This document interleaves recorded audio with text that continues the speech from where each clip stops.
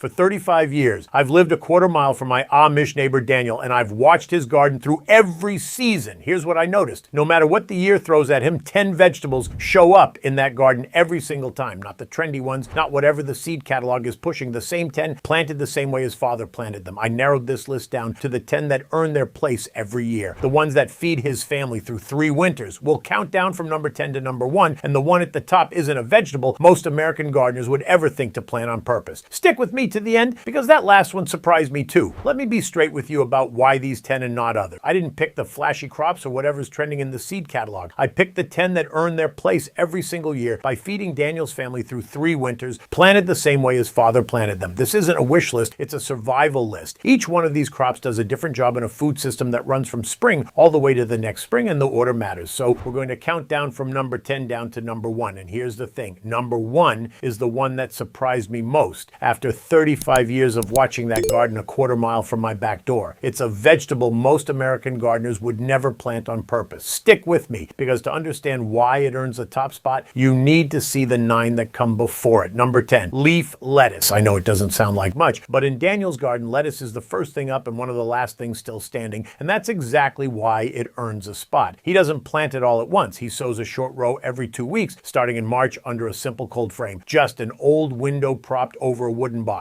By the time one planting bolts in the heat, the next is coming on. He tucks it between slower crops too, in the gaps where a cabbage or a tomato hasn't filled in yet. Daniel's got greens on the table from March clear through hard frost in October. For 30 years, I left those gaps bare because I figured the bed was already spoken for. Daniel taught me different. He told me once, plain as day, an empty bed is a wasted bed. That little phrase changed how I look at every square foot I've got. Lettuce isn't glamorous, but it proves the whole philosophy. Never let good soil sit idle. Number 9, peas. Now here's a crop with a calendar all its own. The old Amish rule is you plant peas as soon as the ground can be worked. And in Lancaster County, that means Good Friday. Daniel's father planted on Good Friday, his father before him, and Daniel still does. Frost or no frost, he runs them up simple string trellises strung between 2 stakes. Nothing fancy. But here's the part most American garden. Peas don't just feed the family, they feed the soil. They pull nitrogen right out of the air and fix it down into the dirt. So whatever heavy feeder follows them in that bed gets a free meal. And Daniel doesn't only eat them fresh, he lets a good portion dry right on the vine, then shells them out for winter soups. A jar of dried peas on the shelf is a pot of soup in February. That early planting pays him back twice over, but peas come and go fast. The crop that takes over once they're done is one Ruth cans by the hundreds, and we'll get there. Number 8, red beets. If you've only ever thought of a beet as a root, you're seeing half the plant. Daniel grows beets for 2 harvests off 1 seed. The root goes down in the cellar and gets pickled, and the tops come off as greens. Ruth turns those beets into pickled red beet eggs, like the deep purple jar you'll see at every Lancaster County table, and she cans plain beets by the quart besides. The roots keep for months in the cool dark of the root cellar without a bit of fuss, and those greens, they cook up tender and sweet, and they eat just like the leaf lettuce we started with at number 10 on another crop where nothing goes to waste. That's the Amish way of thinking. 1 plant, 2 jobs, no part of it left in the field to rot. Number 7, onion. Daniel grows his from sets, those little dried bulbs you push into the ground in spring, and the magic isn't in the growing, it's in the keeping. Come late summer, he pulls them, lays them out to cure until the necks dry down, then braids the tops together and hangs the whole rope in the barn. Those braided onions last him clear until spring, hanging right there where the air moves. No bag, no bin, no refrigeration. But onions do another quiet job in that garden. Daniel plants them right alongside his carrots, and he does it on purpose. The smell of the onions throws off the carrot rust fly, that little pest that tunnels into a carrot and ruins it. The carrots return the favor, masking the onions from their own pest, which brings us right to the crop standing next to them in the row. Number 6, carrots. Like the onions we just covered at number 7, carrots earn their keep partly through good company. Those 2 crops guard each other all season long. But the real reason carrots make this list is what happens after the season ends. Ruth stores them the old way, in a wooden box of damp sand down in the root cellar, layered so the roots don't touch. Packed like that, they stay crisp and sweet straight through March. And carrots get sweeter after a frost. The cold drives the plant to push sugar into the root as protection. Daniel knows this, so he leaves 1 whole row right in the ground, throws a thick blanket of straw over the top, and digs them as he needs them through the early winter. Fresh carrots in December pulled from frozen ground under straw. The first time I saw him do it, I thought he'd lose the whole row. He didn't lose a 1. That trick of storing food right in the earth where it grew,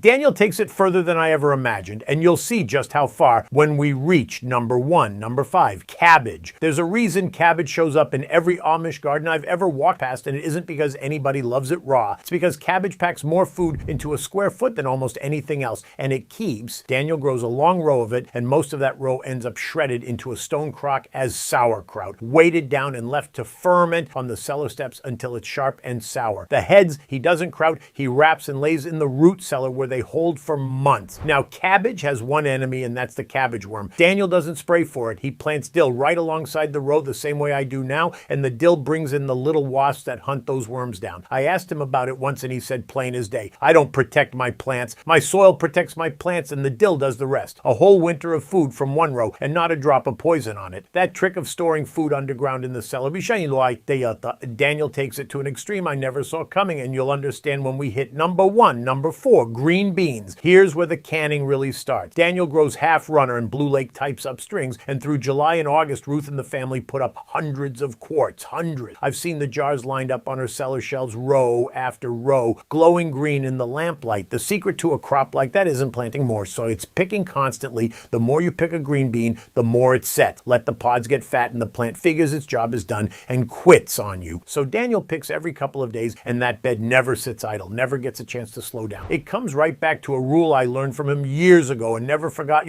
An empty bed is a wasted bed, and a bean bed you stop picking is half an empty bed. Those quarts of beans feed the family clear into the next spring, which brings me to the one crop on this list that Daniel's father grew exactly the same way, with the very same seed. Number 3, sweet corn. Most American gardeners plant corn in 1 or 2 long, lonely rows, and then they wonder why the ears come out half filled with kernels. Daniel plants his in a block. Short rows, side by side, 4 or 5 of them, so the wind can carry pollen from stalk to stalk, and every ear fills out tip to tip. That's the old way, and it works. But the corn isn't planted alone. It anchors what folks call the 3 sisters. Corn for the beans to climb, beans to feed the soil, and squash sprawling underneath to shade out the weeds and hold the moisture. 3 crops doing 3 jobs in one patch. And here's the part that always gets me. Daniel saves his own seed. The corn he plants this spring came from ears his father grew, and his father before him open pollinated, saved and dried every fall, planted again the next year. That corn is family. It is quite literally planted the way his father planted it. And the calorie crop that anchors the whole cellar comes next. Number 2, potatoes. If cabbage is the workhorse, the potato is the king. Nothing else on this list gives you as many calories from as little ground, and nothing stores easier. For about 2 decades, I grew potatoes the way my father taught me. Dig a trench, drop them in, hill them once, hope for a pound or 2 per plant. Then Daniel showed me his patch, 4 feet by 4 feet, smaller than my kitchen table. He doesn't dig deep. He lays the seed potatoes on loosened soil and buries them under straw, adding more straw as the plants climb, never disturbing the ground beneath. That fall, he pulled 100 pounds of potatoes out of that little square, 100 from 4 by 4, and they go straight to the cellar where they keep through April. But here's the thing, even the mighty potato has to be planted fresh every single spring. The crop at number 1 feeds the family right through winter underground just the same, and it never gets replanted at all. Now, if you've been paying attention, you'll have noticed something. Several of these crops only thrive because of who they're planted next to. The onions guarding the carrots, the dill standing watch over the cabbage, the 3 sisters working as a team. That companion logic is the whole heart of how Daniel keeps pests down without ever reaching for a chemical, and I laid the entire system out, crop by crop, in chapter 3 of my book, The 30-Day Amish Pest-Proof Garden Protocol. If you're tired of the chemical treadmill, spraying the same bugs every season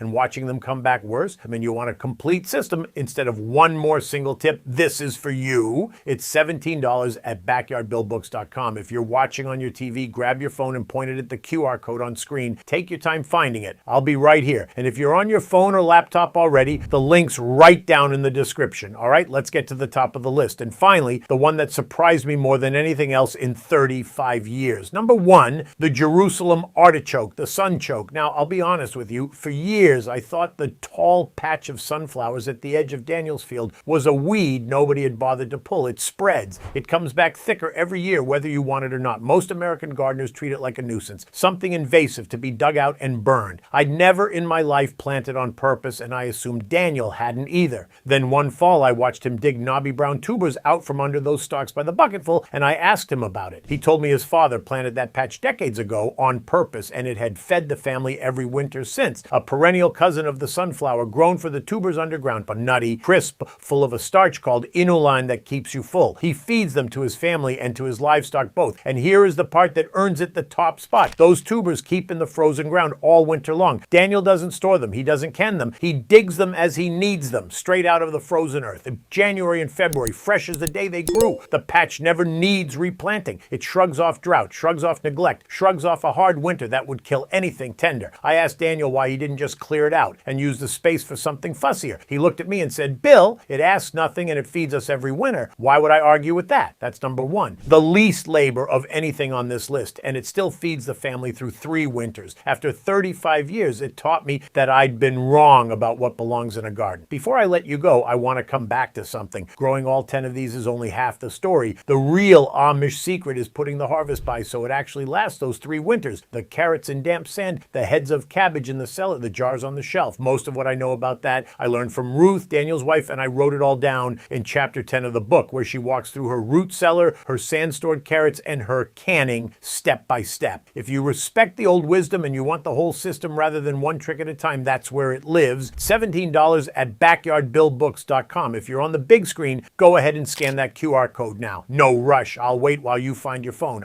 And if you're already holding it, the link is right there in the description. So those are the 10 vegetables every Amish garden always grows. The 10 that earn their place every single year and feed a family clear through 3 winters. Try a single bed of them this season. Start with the potatoes if you want a quick win, or tuck a few sunchokes into a forgotten corner and let them do their quiet work. And if you want to see exactly how Daniel pulls 100 pounds of potatoes out of that 4x4 foot patch, I made a whole video on his deep mulch method. Go watch that one next. These same 10 crops are filling Amish gardens all across Lancaster County right now, planted the way Daniel's father planted them, and now you're in on it too. Drop a note in the comments and tell me which one you'd plant first. I'll see you in the next one.